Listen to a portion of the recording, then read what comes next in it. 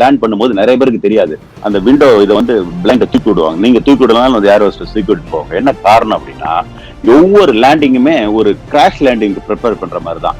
இப்ப அது எதுக்கு திறந்து விடுறாங்க அப்படின்னா, டக்குன்னு போய் விழுகும் போது கிராஷ் ஆகி எங்க பக்கம் ஃபயர் ஆயிடுச்சு வச்சுக்கோங்களேன். அப்ப எந்த சைடு ஃபயர் ஆயிடுச்சுன்னு அவங்களுக்கு தெரியணும், நமக்கு தெரியணும்.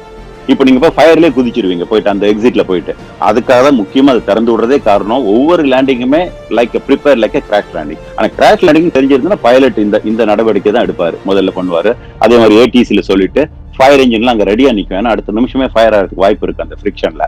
அதனால அந்த இடத்துல வந்து அதே மாதிரி ஃபோம் கொட்டுவாங்க, கீழே வந்து கொட்டிட்டு அதை வந்து தீப்பிடி. அது மாதிரி சக்சஸ்ஃபுல்லா லேண்ட் பண்ணியிருக்காங்க. அது லேண்டிங் கியரே இல்லாத நம்ம சக்சஸ்ஃபுல்லா லேண்ட் பண்ணியிருக்காங்க. பிகாஸ் ஆல் த ப்ரிகாஷன் எடுத்து அதை வந்து ஃபயர் இல்லாத காப்பாத்துறது அதனுடைய முக்கிய கடமை. அதே மாதிரி நின்றுடுச்சுன்னு அடுத்த செகண்ட் எவாக்குவேஷன் எவ்வளவு குயிக்கா பண்றோமோ அதுக்கு ப்ரிப்பேர்டா இருந்துருவாங்க.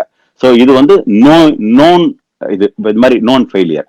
பட் அன்னோன் ஃபெயிலியர்னா இவங்களுக்கு இந்த சீக்வன்ஸ்ல வந்து ஓவர் கான்பிடன்ஸ்ல வந்து ஒரு சில நேரத்துல பண்ணும்போது அது வந்து இவங்க பைலட் வந்து இது வந்து ஆக்சிடென்ட் ஆகும் அவர் எதிர்பார்க்கல. அவர் 2800 அடி இருக்குது, 6000 அடி ரன்வே போதும் நமக்கு, இது 8000 அடி ரன்வேன்னு கொஞ்சம் அது லீனியன்ட்டா எடுத்தது காரணம் தான் அந்த உயிர் சேதம். அது வந்து அதான் சொல்றேன், எவ்வளவு 99.9% பைலட்ஸ் சேஃப் சேஃப் சேஃப். எங்கேயாவது ஒரு ஒரு ரேர் ஆளுங்க இது மாதிரி அந்த அந்த சேஃப்டியை வந்து பிரீச் பண்றாங்க. அதனுடைய விளைவு வந்து உயிர் சேதமா இருக்கு. என்ன பண்றது? ஏர்லைன்ஸும் முடிஞ்ச அளவுக்கு அவங்களுக்கு வந்து எல்லாமே ஒரு நல்ல பைலட்ஸ் தான் எடுக்கிறாங்க, நல்லா தான் ட்ரெயின் பண்றாங்க.